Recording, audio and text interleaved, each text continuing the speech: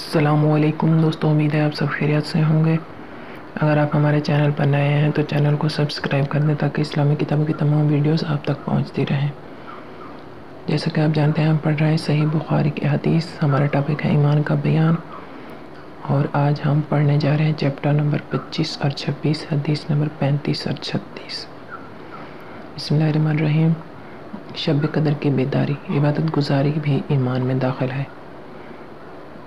ابو الیمان نے بیان کیا، انہیں شعیب نے خبر دی، کہا ان سے ابو الزناد نے عارج کے واسطے سے بیان کیا۔ عارج نے حضرت ابو ہریرہ رضی اللہ تعالیٰ عنہ سے نقل کیا، وہ کہتے ہیں کہ رسول اللہ صلی اللہ علیہ وسلم نے فرمایا، اس شخص شب قدر ایمان کے ساتھ محض ثواب آخرت کے لیے ذکر و عبادت میں گزارے، اس کے گناہ بخش دیے جاتے ہیں۔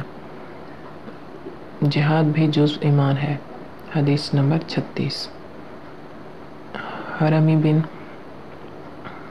حفص نے بیان کیا، ان سے ابو الواحد نے، ان سے عمارہ نے، ان سے ابو ذرا نے، بن عمرو بن جریر نے، وہ کہتے ہیں میں نے حضرت ابو ہریرہ سے سنا، وہ رسول اللہ صلی اللہ علیہ وسلم سے نقل کرتے ہیں، آپ صلی اللہ علیہ وسلم نے فرمایا، جو شخص اللہ کی راہ میں جہاد کے لیے نکلا، اللہ اس کا ضامن ہو گیا۔ اللہ تعالیٰ فرماتا ہے، اس کو میری ذات پر یقین اور میرے پیغمبروں کی تصدیق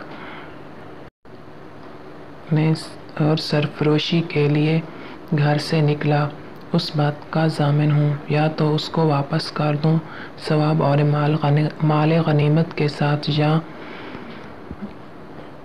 اس کو جنت میں داخل کر دوں۔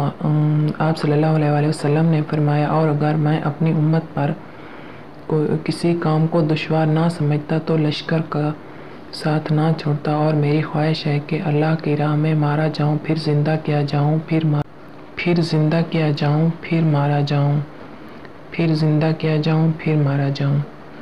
آج کی ہماری یہ ویڈیو یہاں پر ختم ہوتی ہے۔ ہم اپنی اگلی ویڈیو کے ساتھ پھر آپ کی خدمت میں حاضر ہوں گے۔ تب تک کے لیے اللہ حافظ۔